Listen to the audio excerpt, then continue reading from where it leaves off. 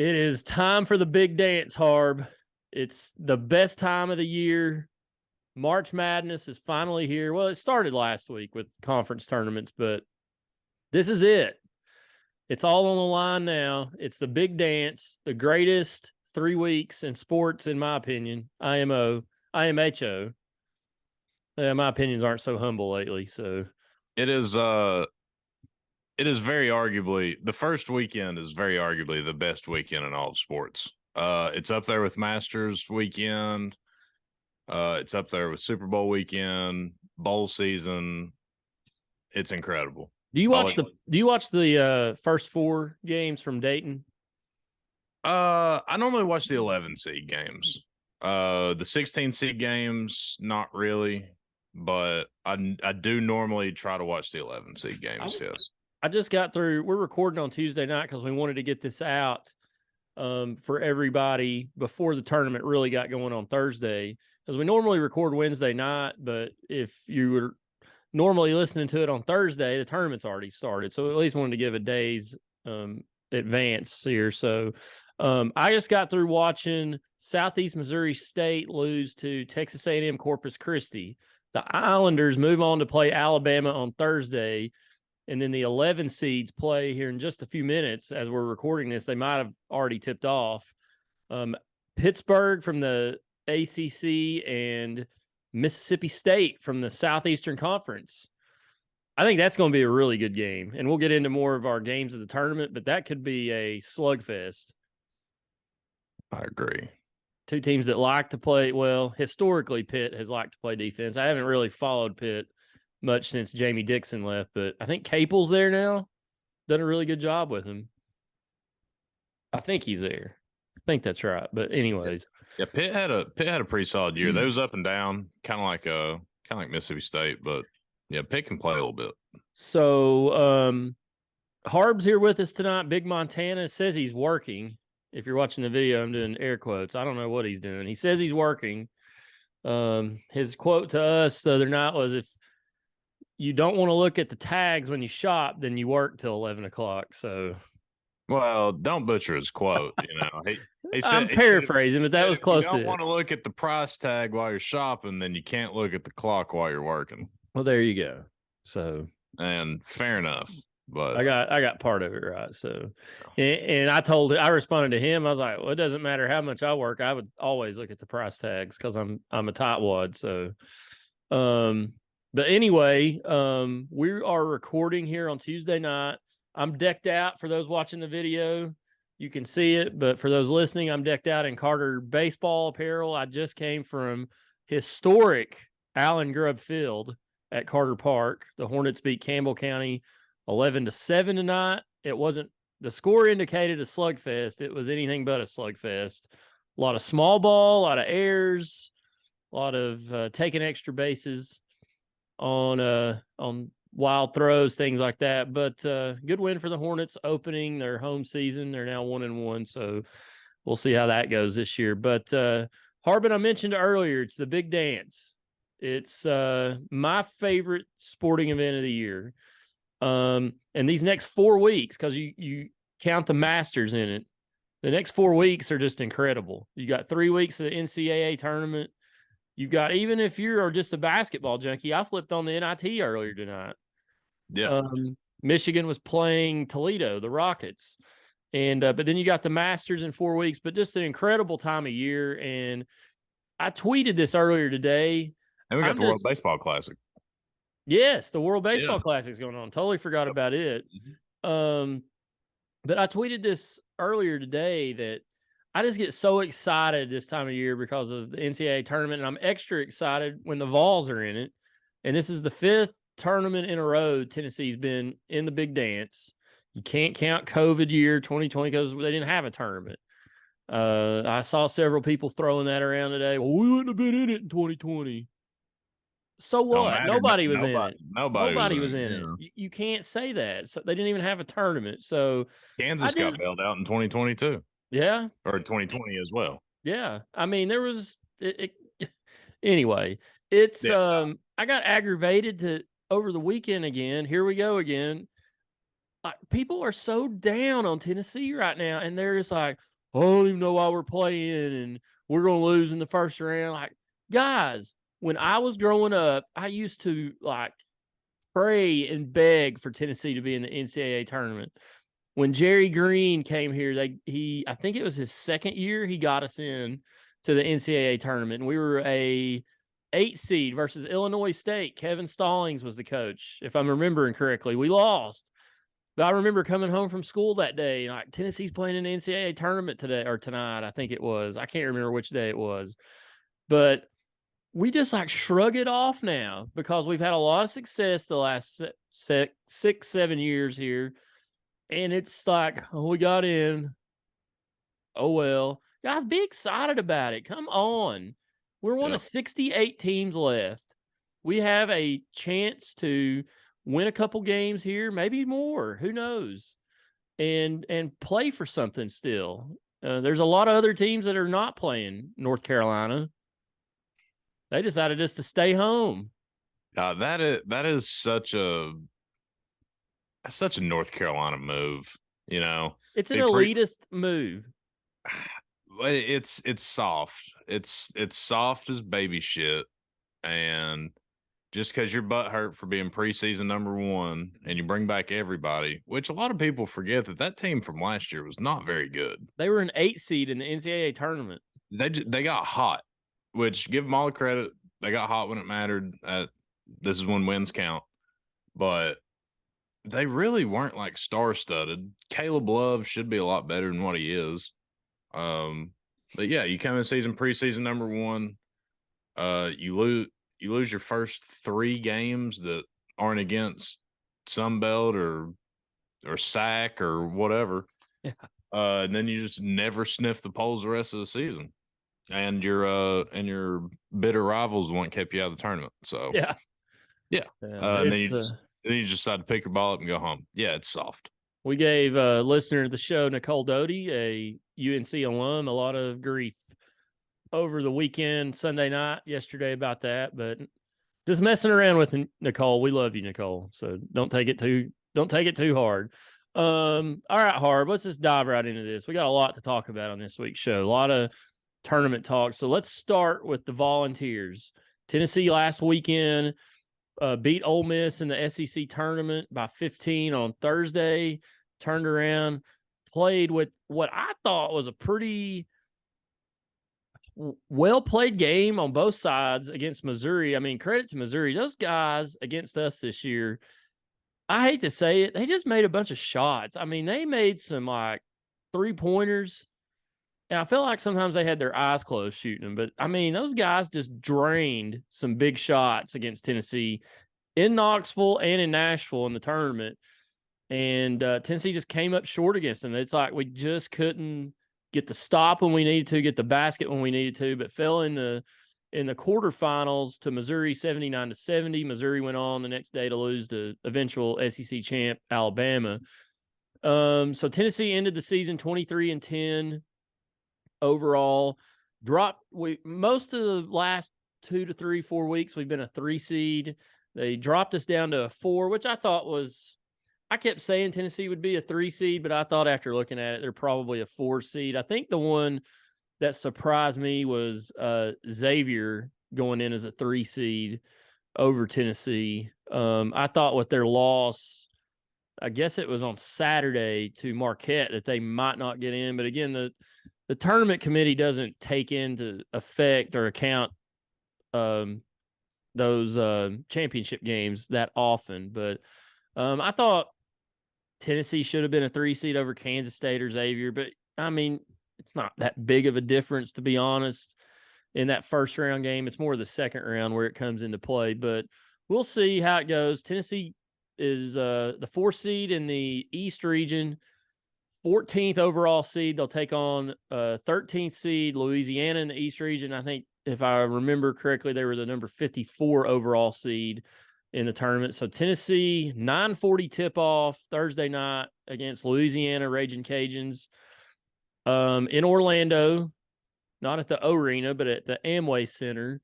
So what was your thoughts, Harbin, on Tennessee's draw? What do you think about it?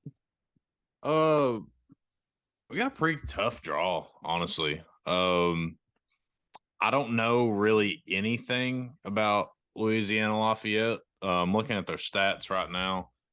They average 78 points a game, so it would just make a lot of sense if they did get hot, and that's how our season ended. That would be kind of funny. It's the same thing every year, right? Yeah. Somebody gets hot. They played one game against the top 25 opponent, and that was at Texas. Texas, and they lost by 28 points. On ESPN, their other notable game, they played at Drake earlier this season, lost by 12. Yep. Um, Who's also in the tournament. right, yeah. Drake's 12 seed. Always got to look out for that 5-12 matchup. Um, they're probably pretty good. I would like to think that we can get out of this game semi comfortably and prepare for either Duke or Oral Roberts. Heard a lot of people say, "Oh, we're going to lose first game, so it don't matter." Which, yeah, it's March. Anything can happen. Yeah, it's happened before. Yeah, that damn Oregon State game at 1 year. God, that made me sick. Yeah, that was bad. But no, I mean, I like our chances. I mean, hell, if you don't like your chances in a 4-13 as a 4, then probably need to just pack it up and go home anyway. But I like our chances in that. But let's say we do get out of that on Saturday. We're looking at the winner of Duke and Oral Roberts, which that game is a little bit more intriguing to me than a lot of people are giving it credit for. A lot of people are just kind of assuming we're going to play Duke. Oral Roberts. You know what they say about it? You know what they say about assuming, Harbin? Yeah, I sure do. It makes an ass out of you and me. Oral Roberts, granted, their competition this season has not been the best. They average 84 points a game. They can play. They can in play. College basketball, which, however, they also only played one ranked opponent all year and got absolutely murdered by Houston. So I don't know. Duke's hot. They're arguably the hottest team in the country right now. I don't know. I feel like I don't hate the matchup with Duke. Like I don't think it'd necessarily be a bad matchup for us. But we're definitely gonna have to play better to get out the first weekend. And I don't think that's really a question. And again, going back to last week in the SEC tournament, I don't think the Vols played that badly against Missouri or Ole Miss. Well, here's my thing. I don't know. They just could not. They turned the ball over too much, especially against Ole Miss. I think they were pretty much even with Missouri on turnovers. That kind of washed itself out. But there's a lot of statistical categories. They were better than Missouri. Missouri just hit a bunch of big shots again, and Tennessee. This is what scares me. I've been saying this for a couple weeks, and I'll get to you. But they go ice cold after that last TV timeout, or even sometimes longer than that. They can't find a basket. I don't know what it is. They got 2 layups against Missouri. It was Tyreek Key, and Meshack got layups off of set plays. But where was Vescovy? Where was Triple J? Like, where are these upperclassmen? Like, guys, sometimes you got to make a basket. And right now, when it gets under 8 minutes, it is a struggle fest for Tennessee to score. Speaking of Triple J, he was on a milk jug this past, what was it, Friday when we played Missouri? Yes. He was on a milk carton. Have you seen this man? After leading the Vols the day before, he played really well. Your 4-year leader scores 3 points in a winner go home game. You can't have that. No, that cannot happen the rest of the way down the season, because this is put up or shut up time. And if you're a 4-year guy, you can't go out like that. Like, just from a pride standpoint. Another thing that really burnt my ass in the Missouri game was Uros Plavsic, Jonas Adu, and Toby Awaka. I believe their combined minutes for the game was 35 minutes, and they combined for a grand total of 0 points and 4 rebounds. You're not going to beat You're not going to beat a Knox County high school team with that. No, you're No, not. you ain't. I mean, you can damn forget the Raging Cajuns or the Oral Roberts, whatever the hell they are. And a lot of people criticize Barnes for going small, but that's why he went small. Yeah, I mean, Those hell, if you're guys not are getting, useless. yeah. Which, granted, I was working during the game. We had the sound on, but I was a little busy, so I didn't get to physically watch it. I do know the whole game pretty much was neck and neck, and then they had some big shots in the last 2 minutes. Would they close the game out on a 10-2 run or I something think like so. that? Yes. Yeah. Which you can say we played 38 minutes of good basketball, but one of our biggest struggles ever since we kind of hit this rough patch was we can't do shit after the 4-minute TV timeout, like you just said. I Which don't the know what Auburn it game, is. which I know what happened in the Auburn game. Vescovy was lighting them up, and Bruce Pro was pretty much like, okay, any of the other four are going to score. Vescovy's not. And it worked because halftime, our whole team outside of Vescovy couldn't score in a whorehouse. But we've got to figure out how to get a bucket when it matters. And another reason why Barnes probably didn't play those three guys are because they're all abysmal free throw shooters. Yeah, and that's cost them. And several Tennessee's lost. Excuse me. Tennessee's lost a lot of close games here recently, and that's been part of the problem is free throw shooting. Not from everybody on the team, but from our big Awaka. Euros is I don't know if atrocious is the right word. He's the awful. worst free throw shooter I've ever seen at any level past middle school. He's awful. It's terrible. Like he needs to try left-handed. Like it can't or be granny shot or something. Anything. Or just bank him in, dude. Something. Yeah, it's I don't know what's going on. It's like they freeze the last, and I don't know if it's these close losses catching up with them the last month of the season, but that's not how I don't know. That's not how this team normally plays down the stretch. You had Vescovi missing free throws at Vandy. You had Julian Phillips passing up a dunk at Vandy. You had Vescovi missing more free throws against Missouri. And then you go into these other games like at Auburn, they can't score.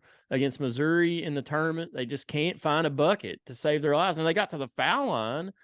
And why Missouri was fouling so much, I don't know. But I don't know. I said it for the last two episodes. That this is what worries me most about this team. They had Missouri right where they wanted them. They had a chance to win that game, and they absolutely just froze up in the last four. They just can't. I don't know. They got lucky against Mississippi, against Ole Miss. Both of those teams, I think Tennessee went almost 6.5 minutes without a field goal to end the game, or 7 minutes. And it didn't matter just because Ole Miss is so bad. I got home and turned it on, and it was 64-50 with like 6 minutes to go. And I don't think Ole Miss scored a basket until there was like 2 minutes left. And I was like, what? Ole Miss is trying to give us the game to finish us off, and we wouldn't do it. We would not take it. I don't know. It's just this team's so frustrating because I've said it all year, and I've sat here and watched them. I think they got the keys, or they did with Ziegler, but I feel like they got the stuff to go deep. But when you play like that, Louisiana might beat you on Thursday night. I mean, if you go 5 or 6 minutes without a field goal to end a game this time of year, you are asking for trouble. Oh, yeah. I can promise you that this team is better than Ole Miss. I can promise you that. I haven't watched them play not 1 second of basketball, but I can promise you they're better than Ole Miss.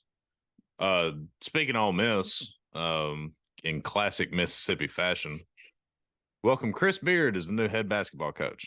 Big Montana. I don't know if he's excited that Chris Beard's in the conference or jealous. I mean, they're gonna be good. Yeah.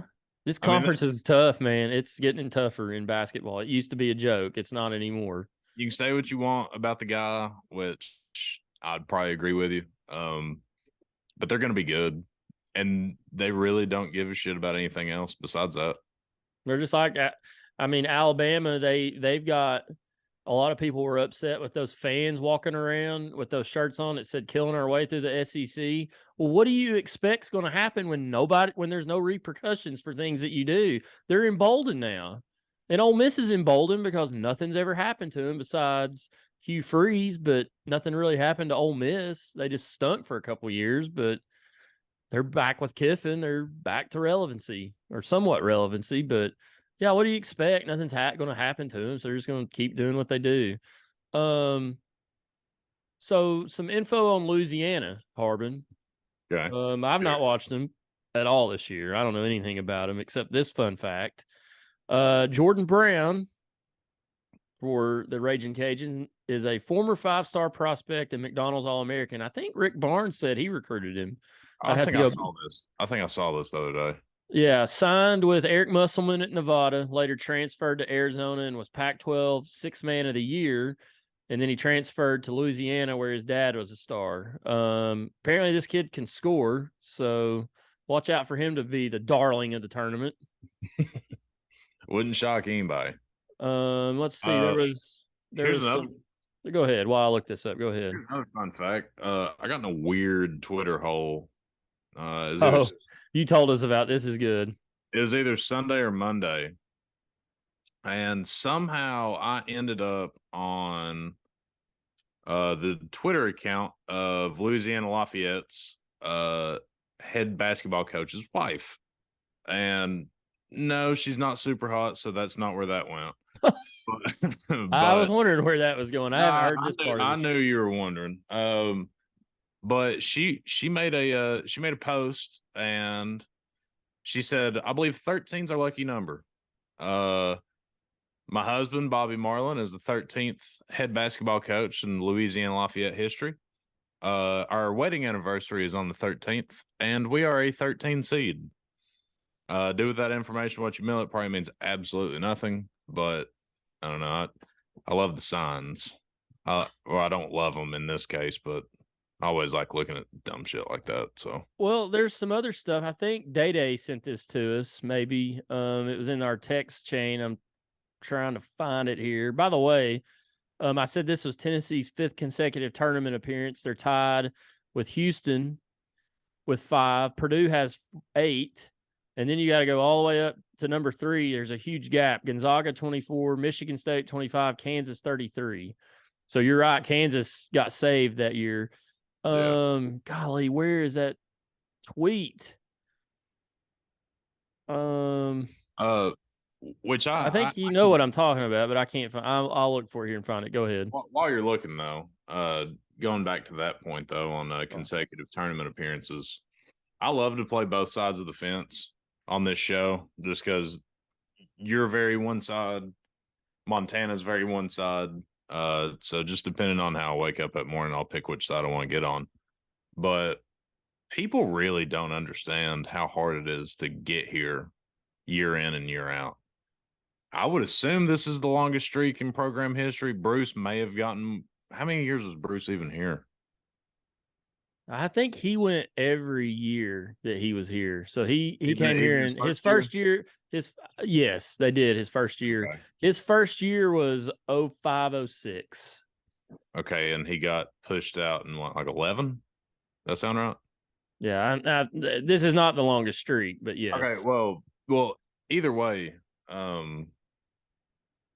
we're not used to sustainable success in a basketball program. I think that's safe to say. And you can look at the Kansas number and the Michigan State number, which those are very impressive because they play in a Power 5 conference. The Gonzaga one, I mean, it's still impressive, but that's a little watered down in my opinion. They got to beat St. Mary's every year. Yeah, you're right. Cool. Whatever. But yeah, man, it is hard to consistently be a top. I don't know. We'll round off and call it 50. That way you knock out all the mid-majors that automatically get in. It's hard to be consistently a top 50 to top 20 program. Now, the other side of that is, yes, we are the University of Tennessee. We have every single resource to maximize our ability and be here every single year and eventually make a run out of it. I mean, that shit's hard, man. I mean, Final Fours don't grow on trees or Elite Eights or whatever. Per, And we've obviously seen that over the last few years because we get in all the time, and we've come up short for the most part. We had one decent little run, but it's tough, man. But if we can get out of the first weekend this year, I think it will heal a lot of wounds throughout the fan base. I really do. Pearl went to 6 tournaments in a row, starting in 06, and his last one was 11. Okay. I actually, fun fact, went to, let's see, we beat Wichita. No, sorry, Winthrop in his first game in Greensboro. Lofton hit that shot from the corner. Some buddies of mine and I went over to Greensboro for I guess they played, I think it was on a Saturday. They played Wichita State. That was right when Wichita started getting good, and they beat us in the second round. There in the Greensboro Coliseum. But yeah, 2006 to 11. So 1, 2, 3, 4, 5. Barnes, if he's here next year, takes him to the tournament next year, then he'll tie Pearl for the longest streak in school history, I believe. I don't see any other longer streaks than that. Let's see, 79, 80, 81. Well, maybe you'll see here. 1, 2, 3, 4, I think 5. Ramirez Yes. just went to. How many did you go to? 5? 79. Well, he wasn't the coach, I don't think in 79, but 79, 80, 81, 82, 83, they went. Gotcha. So, anyways, yeah, there's been little spurts here or there, but I believe this is the 25th appearance in school history. So, I think that's 4th most in the SEC all time. But, all right, I found that fun fact we were just talking about. So it was, Stats by Will pointed out that this is Tennessee's first night game in the first round since 2010 when the Vols went to the Elite Eight. That was the year we lost to Michigan State. Tennessee also went to the Sweet 16 the last time it was a number 4 seed in 2000 when the Vols played number 13 Louisiana. I'd forgotten about that. I believe that was the year we lost to UNC in heartbreaking fashion in the Sweet 16 in Austin, Texas, where Rick Barnes was the coach at the time. But, and there was another, I wanted to read some, and I hate that I closed my phone out here. I like analytics, numbers, things like that. So shot quality. Well aware. Everybody loves it, I'm sure. Shot qualities, 10 most likely champions. Number 1 is Houston. This is national champions, 15.3%. Arizona, 11.9%. Alabama, 9.6%. Here at number 4, the 4th best odds is Tennessee at 7.1%. Their odds to get to the Sweet 16 are 60.2%. To get to the Final Four, 24.8%. Take that for what you will. And there was some more I found here, if I can find them. I think I sent them to you all the other day. Y'all probably didn't even look at them. I just want to know what possible computer system that is smarter than any human could figure out or could come to the conclusion that Tennessee has the 4th best odds win national championship. We've talked about this a lot this year. The numbers and the computers love Tennessee. I mean, here's another one. Ken Palm has Tennessee with the 4th best odds. I'm sorry. I'm sorry. In the East region, there's 16 teams. So we're the 4th best odds or ranked the 4th seed. I'm sorry. Let me start over here. In the East region, this is from Ken Palm. We are the 4th seed.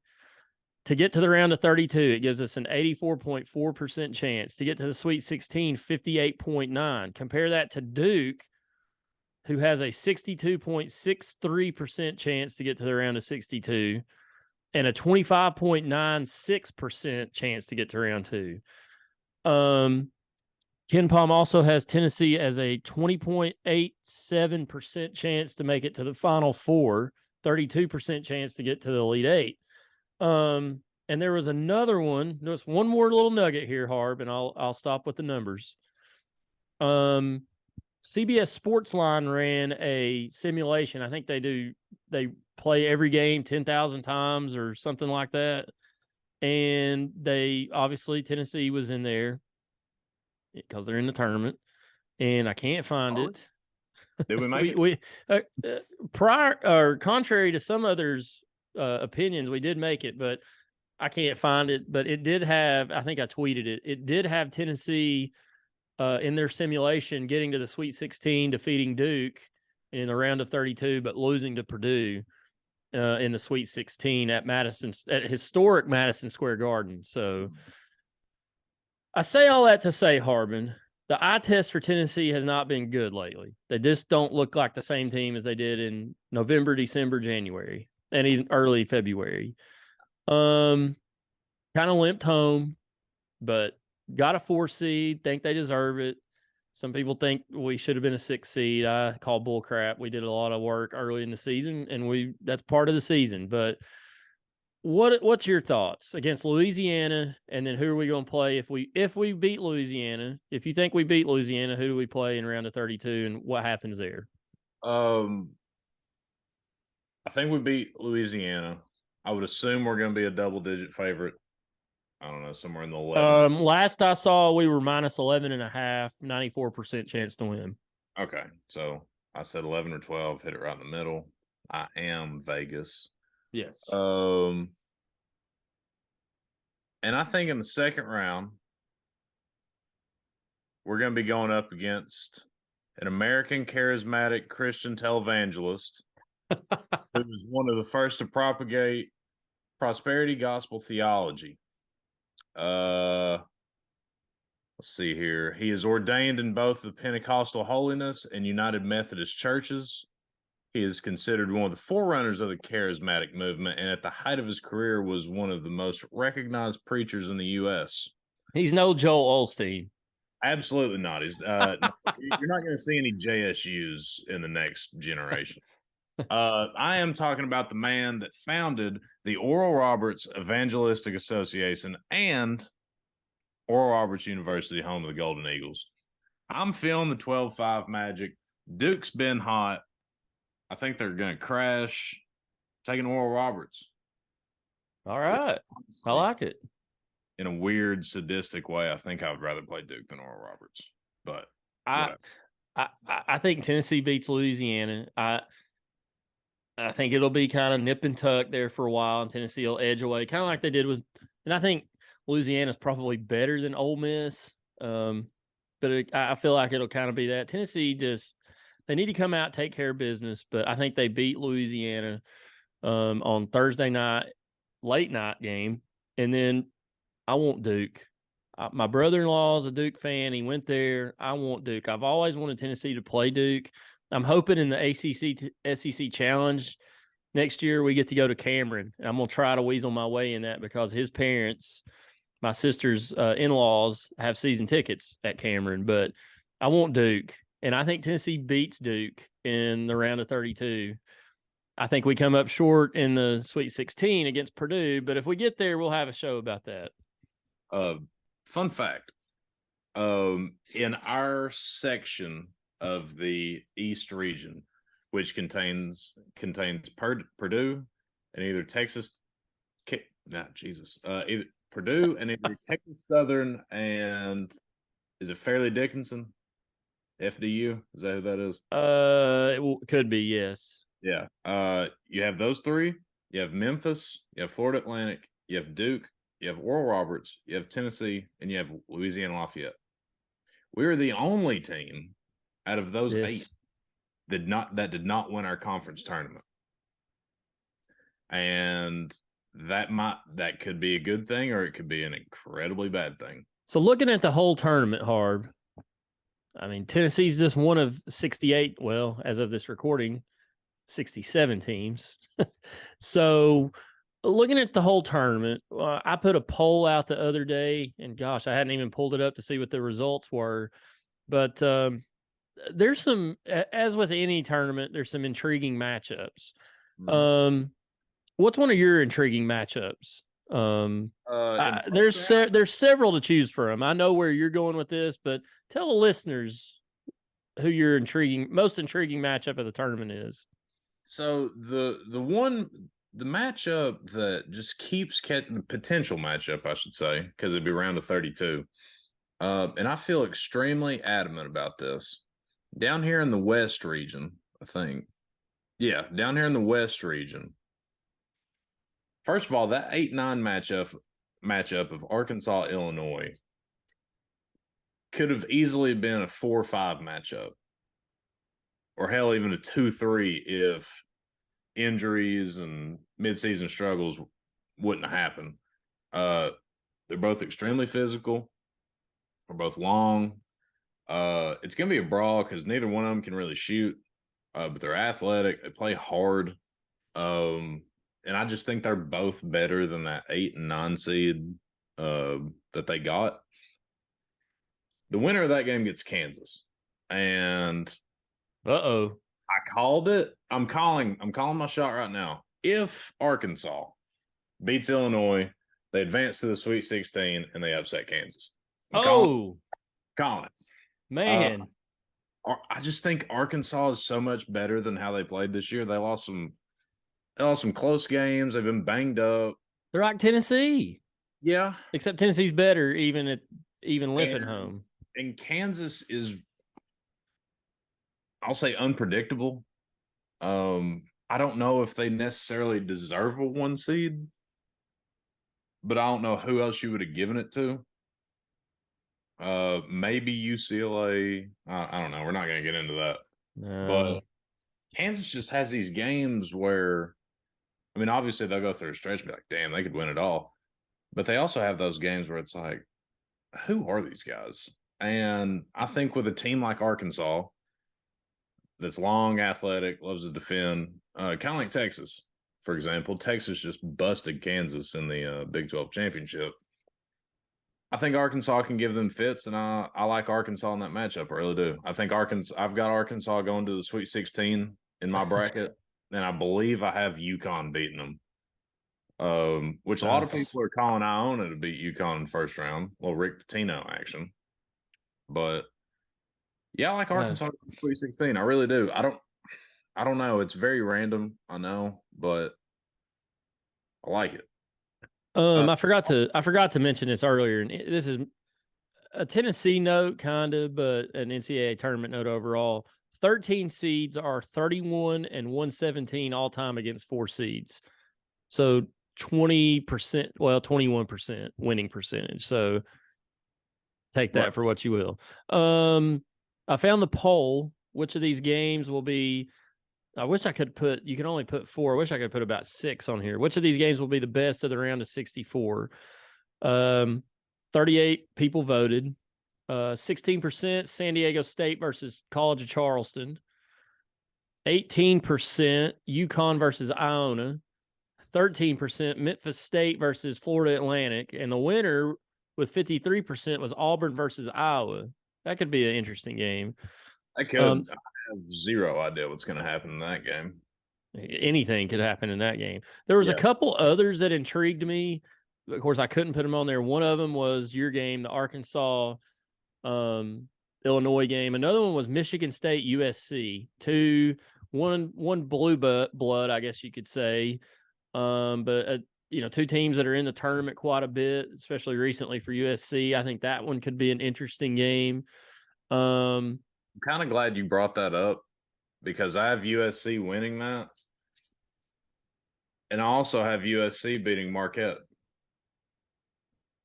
Wow. There you go. I think USC is pretty decent. They're also one of those long athletic teams. And I just don't know if I'm just not completely sold on Marquette, just to be honest with you. They won 2 out of 3 against UConn. They beat up Baylor pretty good early in the year. I believe it was early in the year. They also beat Creighton twice. One of those games was when Creighton was in that huge slide. They won 2 out of 3 against Xavier, which I'm not sold on Xavier at all. Split with Providence, who's an 11 seed, and they got beat by Mississippi State. Just not super sold on Marquette, just to be 100% honest with you. And I'm going to be honest, I've not seen them play at all this year. So I don't know anything about them. I've watched very minimal, don't get me wrong, but I just not really impressed with what I've seen. Couple other games on my end. Creighton, NC State in the South region, 6 versus 11. That could be interesting. A lot of people are talking about Virginia Furman there in the South region. Furman's been one of these programs that are kind of up and coming. Furman loves to shoot the 3-ball. Yeah, that's what can get you this time of year. Another one that some people are talking about is Miami Hurricanes versus Drake. We love Drake. I remember going on Big Montana's bachelor party to Nashville, Lower Broadway. I was on crutches after ACL surgery, and this was before Drake, the rapper, got really big, and he was in concert at Bridgestone Arena, and all these people were pouring out of Bridgestone, and they said, I was like, what's going on over there? And they're like, Drake's in concert. And I said, Drake? Aren't they a 16 seed in the tournament every year? I kept saying that joke over and over, and everybody's like, Nease, shut up. Anyway, here's the most intriguing to me, and I tweeted this, that I didn't think a lot of people, I guess they hadn't looked that far ahead, or maybe I just haven't seen anybody talk about it. If Texas beats Colgate and Texas A&M beats Penn State in an intriguing 7-10 game, which I think A&M's probably a little underseeded, but I think both of those teams win. They're going to play each other in the round of 32. Yeah. And we know the history between Texas A&M, and the split about a decade ago from the Big 12 conference by A&M. So not a lot of love lost there between those two programs. I know we're talking about round of 64, but keep your eye on that one, round of 32, Texas versus Texas A&M. And for a chance to go to the Sweet 16. And there's also more layers to that. If the winner, let's say they do play each other, and if the winner of that game makes it to the Elite Eight, they have a potential to play Houston to see who goes to Houston.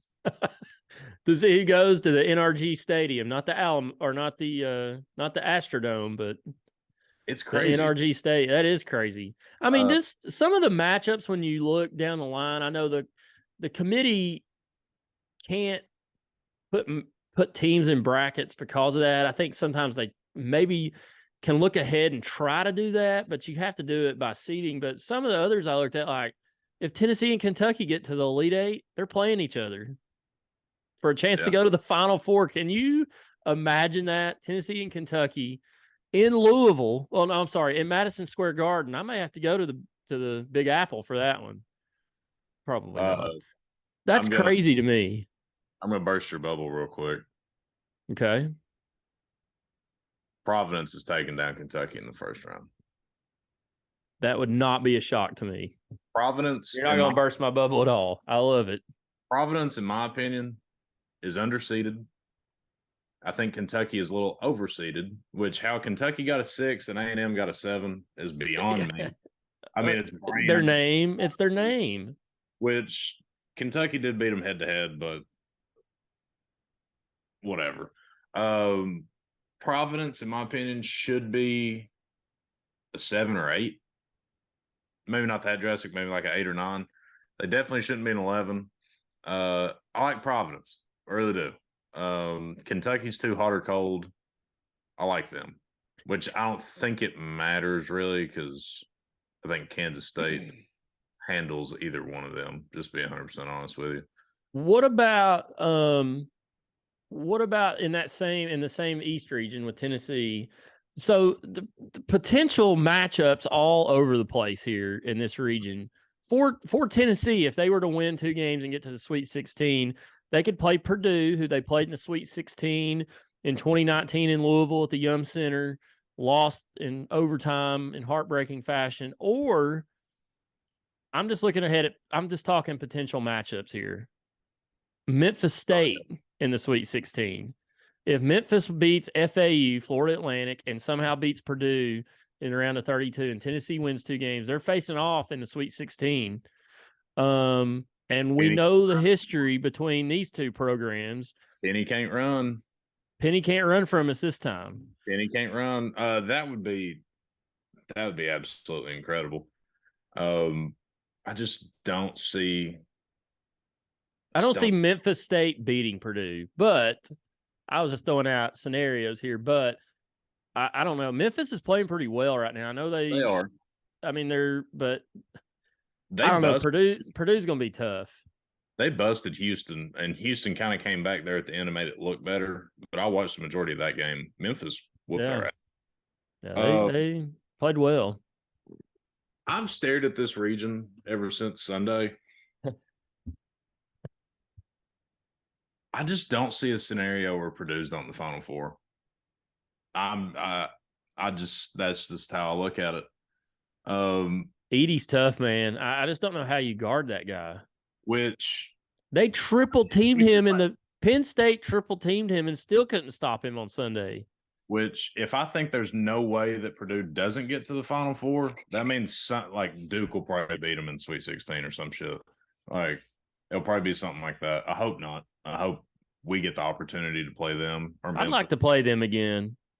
Yeah. We don't match up well against them, especially in the paint, but I want revenge. In the bracket that I have filled out, I have Oral Roberts beating Duke. That's just kind of funny stuff, but I think either way, I truly believe that we win our round of 32 matchup. I really do believe that. I just don't know if we have anything for Purdue. Seriously, like just being 100% realistic. Like, I mean, I agree. I think we're good. But that dude is a monster, and they're pretty good outside of him too. Yeah, they're good. They're good at a lot of their positions. I think they're great. I really do.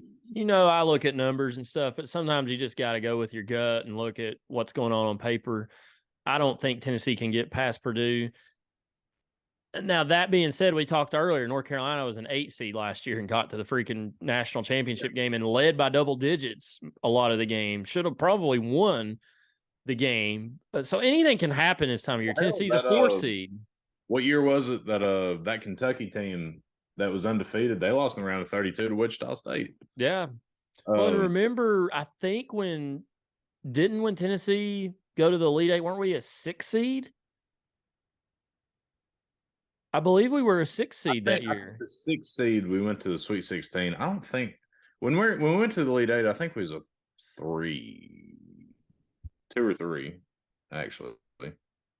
I don't know. I'll look it up real quick. I thought Michigan State was a pretty low seed as well. When we lost to Evan Turner and was it Greg Oden and Evan Turner? Now that year we were a we were a 4 or 5 seed that year. Tennessee, in the year we went to the Elite Eight, Tennessee was a 6 seed in the Midwest region. Michigan State was a 5. Now, am I right on that? Yes, I'm right, because we beat Ohio State, a 2 seed. We were the 6 seed. We beat San Diego State in 11. We beat Ohio Bobcats, a 14, and then Ohio State, a 2 seed. Lost to 5 seed Michigan State, 70-69. That's what it was. I got it backwards. Now, the year you're talking about when we lost to Oden and them was 2007, because I went to the Final Four that year and saw Ohio State beat UCLA. No, sorry, Georgetown. Florida beat UCLA in the Georgia Dome. Rest in peace. Gotcha. Back to this East region. If Duke, Tennessee, or Memphis can somehow knock off Purdue in the round of 32 or the Sweet 16, literally anything can happen in this region. I'm talking like this sumbitch is wide open outside of Purdue. Like you can make a case for Marquette, USC or Michigan State, really. Kansas State, Kentucky or Providence, Tennessee, Duke, or Memphis. I mean, this thing is wide open. We got some dogs in this region. But yeah, I just don't see a scenario where Purdue's not in the Final Four.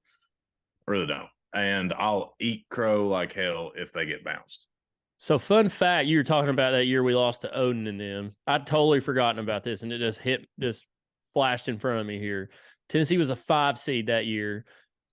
takes on 12 seed Long Beach State in Columbus, Ohio, and wins 121-86. I remember that game. There was no defense played by either team, but Chris Lofton in Tennessee just shot the lights out that night. Goes on Sunday to beat Virginia, the 4 seed, 77-74, and then goes down to the Alamo Dome in San Antonio and loses to Ohio State 85-84. But I'm pretty sure we led by like 21 points in the first half at different times in that game. But there you go. A little history for you. History lesson. So I know we'll talk about Sweet 16, Elite 8 next week's show. Even if Tennessee's not playing, we'll come on and have a show. Because we got to give Big Montana, if Tennessee loses this weekend, we got to give Big Montana a forum to come on here and do as I told you so's and get rid of Barnes. He had never said get rid of Barnes, but I'm telling you, I've talked to some people. I'm not going to talk about this, but I've talked to some people this week who feel the same way about him, unfortunately. But anyway, who's in your Final Four? Like we'll get into the Final Four later, but who do you have in the Final Four? My Final Four, coming out of the South region, I have Arizona. And I'll get into reasoning after I name all of them. In the East region, I have Purdue, like I just rambled about. In the Midwest, I've changed my mind a few times on this one, but I went with chalk and I took Houston in the Midwest. I don't feel great about that pick, but that's what I've got on paper. And finally, in the West region, I have UCLA. I really like UCLA. So in the South region, personally, Arizona is my champion. That's who I'm picking to win it all.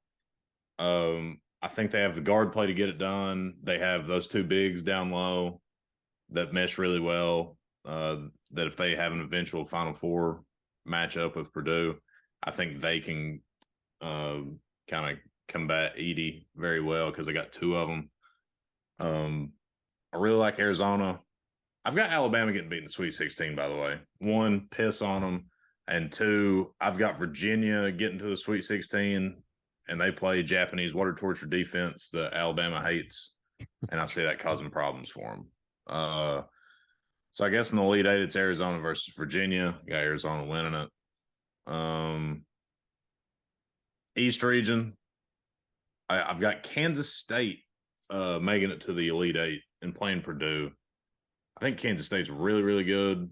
I think Purdue a little too much for them, just kind of like pretty much everybody else in our region. In the Midwest, I don't remember. I don't have my bracket pulled up, but I think I have Houston and Texas for a chance to go to Houston. Got Houston pulling that one out. Wouldn't shock me at all if Texas made the Final Four. And then in the Elite 8, in the West region, I believe I have UConn versus UCLA. I've got UConn eventually playing Arkansas because we talked about that upset over Kansas that I'm visualizing pretty good. There's also a lot of good stories out of the West. Potential Sweet 16 matchup is a national championship rematch from 2 years ago, UCLA Gonzaga. Yes. And they still have a lot of players on both of those squads from that national championship run. Like UCLA still got what's his name, Juzang and Tiger Campbell. Gonzaga still has Drew Timme. There's also another one. I don't think this will happen because I don't think they'll get there, but Gonzaga and St. Mary's could play in the Elite 8 to go to the Final Four. They could. Also, I watched a couple of St. Mary's games from that which conference is theirs? The WCC or the MWC? The West Coast Conference. West Coast. That team cannot break a press if their mother's lives depended on it. You're right. I mean, it's absolutely atrocious. I I got them losing the first round, actually. Another 5-12. I got VCU winning that. Nice. Disclaimer, I'm not acting like I know what I'm talking about because my brackets are always dog shit. I just like to watch and have a good time. Whose brackets aren't? Yeah, Hey, I will say, going back to the conference tournaments real quick, that Arizona UCLA game, I don't know if you saw it late Saturday night. Incredible. It was outstanding. I've got both of those teams in my Final Four because I truly think they're two of the four best teams in the country. So who do you think will win it all? I've got Arizona. I think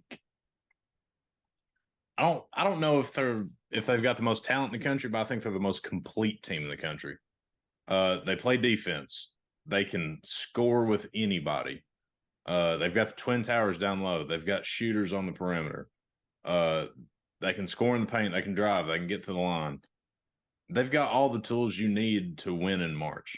And that's who I'm riding with. It's the only team I really feel confident making a run. So fade accordingly. Yeah, I like them a lot. And I think their path is not really that hard. If you win, so round of 32, you get the winner of Missouri, Utah State.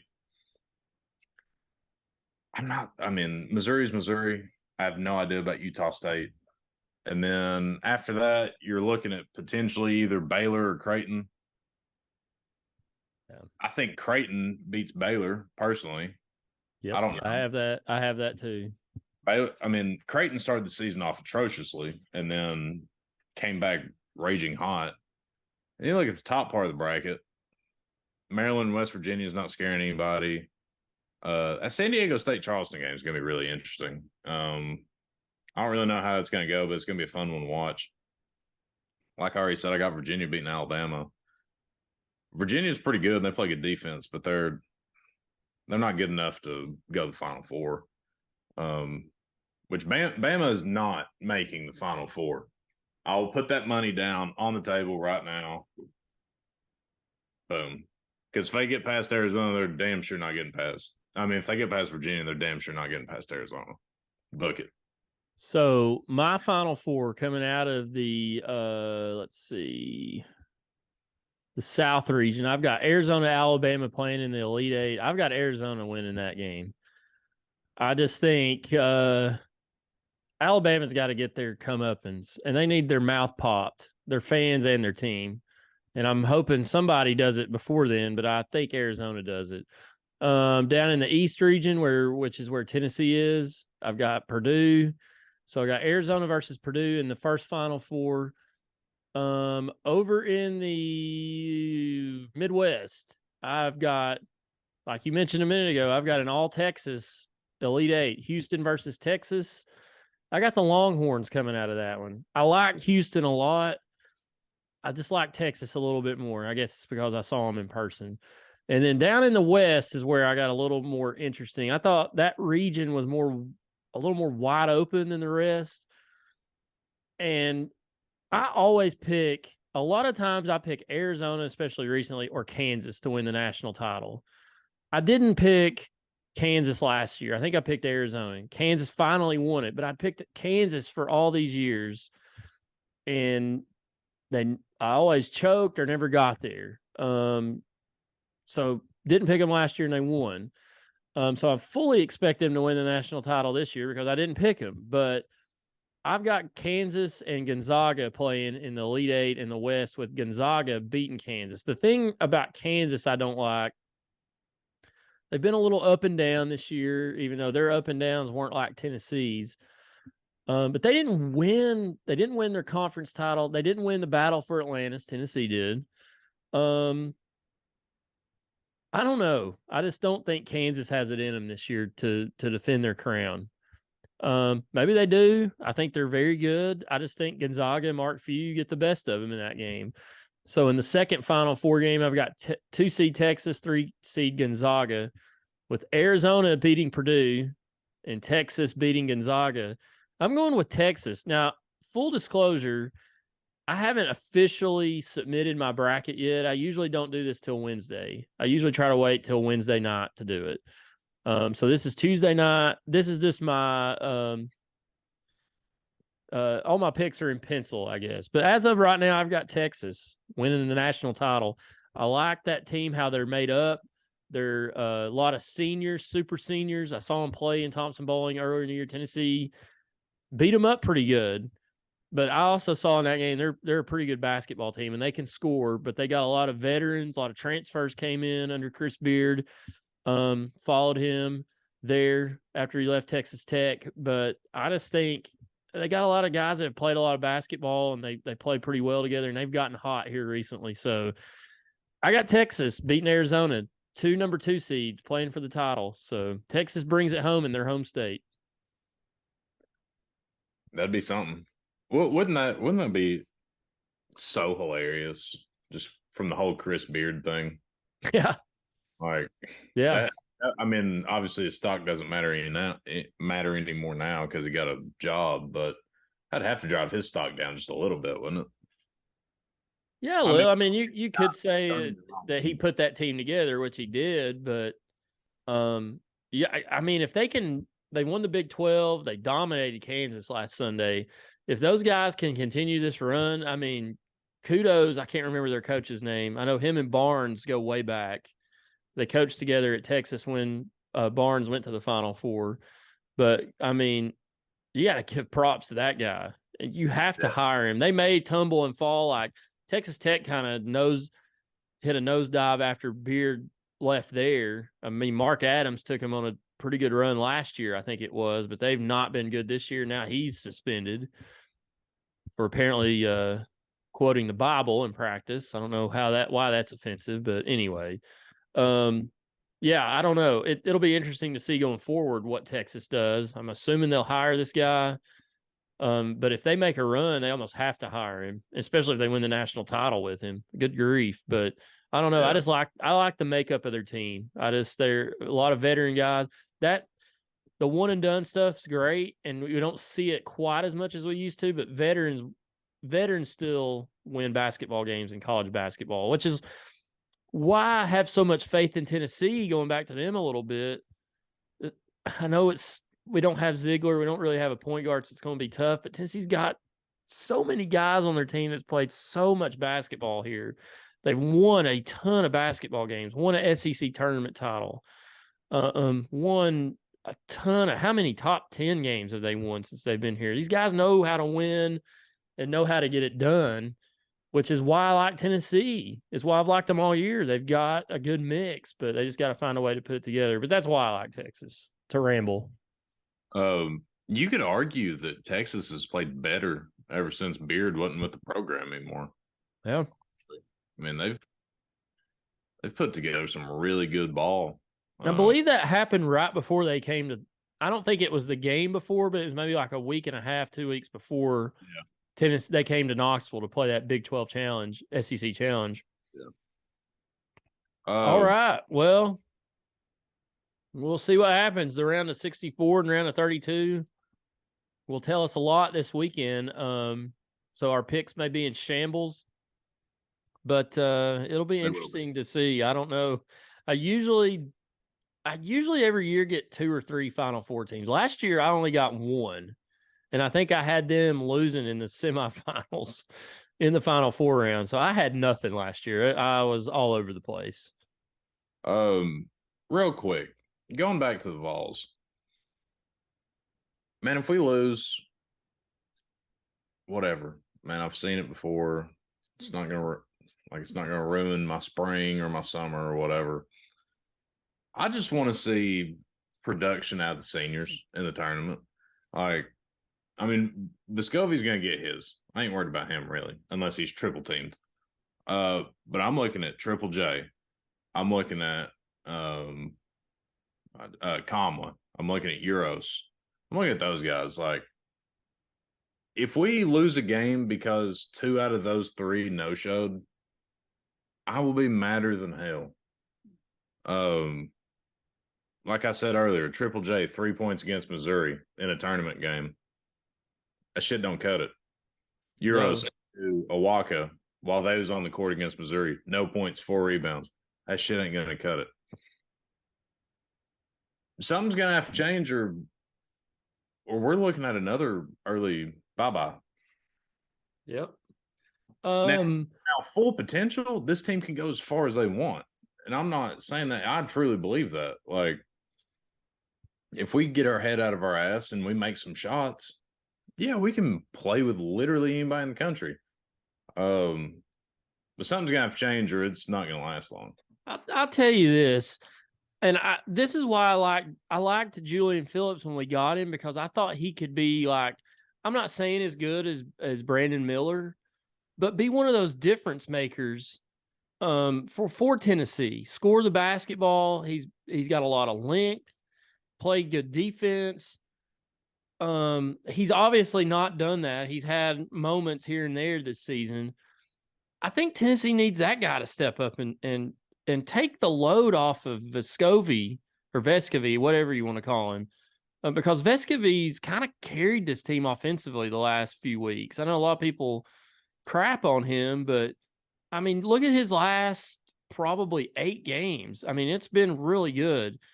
But Julian Phillips gets out there sometimes, guys. It looks like he's a deer in the headlights. Look, I don't get it. I don't. That's been one thing about the 5 stars, and I don't know if we're getting projects or what it is, but why isn't Julian Phillips more like a Brandon Miller type player? And I'm not saying he needs to go out and hand somebody a gun. I'm not talking about that. I'm talking about his play on the court. When you watch Brandon Miller play in the SEC tournament last weekend, you can tell a big difference in him and everybody else out there on the court. And I just like, our 5 stars have never, besides Kennedy Chandler, they've never been like that. And Phillips is one of the higher rated ones we've had here. Probably second or third? I mean, behind Chandler and Tobias Harris. Yeah. And like, it's just not been there. I know he's been hurt, but he missed a freaking layup against Ole Miss the other day, or against Missouri the other day. Like, dude, make a shot. He's just all over the place. He's been disappointing to me, but I think Tennessee needs. You're not going to get consistent production out of Comwa. You're not going to get consistent production out of Euros or Adu, which disappoints me because I've been hyping up Adu all year. You're not going to get any offensive production out of Awaka. Which is fine, though. But you don't need that. But right. But yeah, if James is having an off night, like, think if you had Vescovi, James, and Phillips all go for 15 or 20. Let's just say 15. That's 45 points right there. Would be a 1 seed. Would be a 1 seed. But I'm just talking about in the tournament coming up. If those 3 guys get 15 plus and we play defense the way we're capable of, there's nobody beating us. I promise you. I've said that all year. If Tennessee shoots 50% or better, or shoots like they're capable of, and plays defense the way there's nobody going to beat Tennessee. But they just not put everything together recently. But I'm looking for Phillips. Devil's advocate. How many times this season have Vescovi, Triple J, and Phillips all hit 15 in the same game? I haven't. I'd say if it's happened, it's just been, I can count it on my left hand. Yeah. I don't know. It can't be much.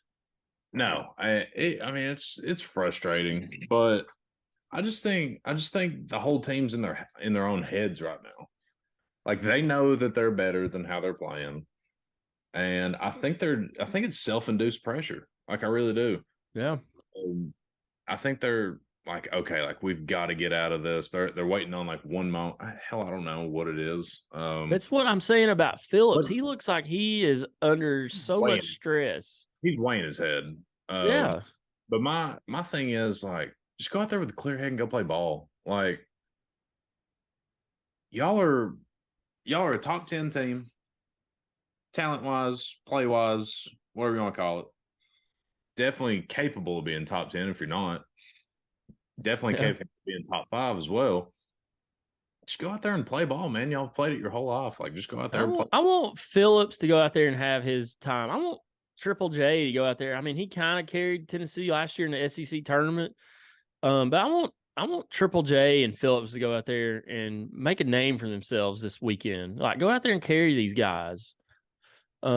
we've said this on here a lot. I don't think this team has anybody like that. But I want Phillip. I think Phillips is a key for Tennessee.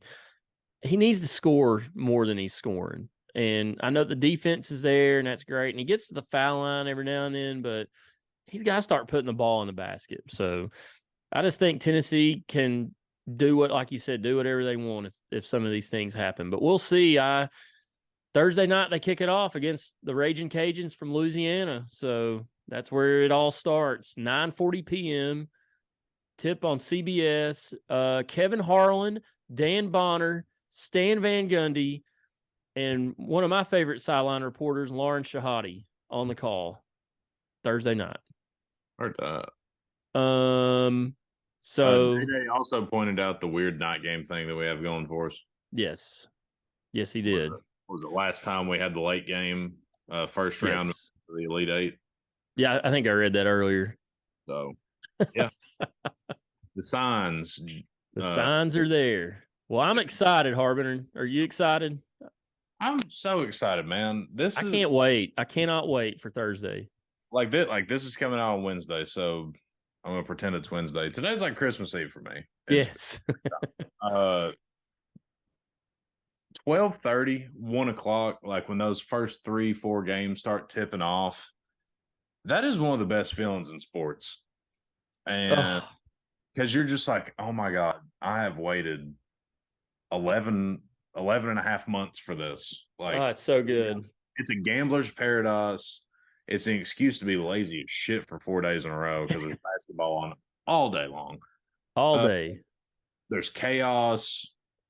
They call it madness for a reason. There's going to be upsets that nobody saw coming. And it's awesome. There's nothing else like it in sports.